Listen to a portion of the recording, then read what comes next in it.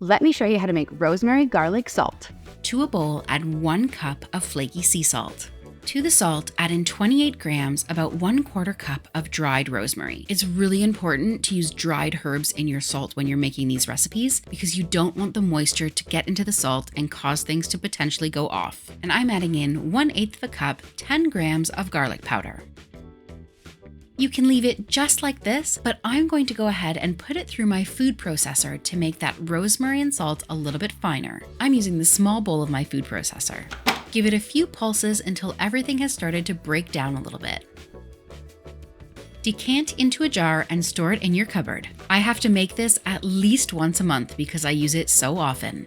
This salt is perfect on chicken, on fish. My favorite is on roast potatoes, but don't limit yourself there. You can put this in any savory dish that you want to add a pop of flavor to.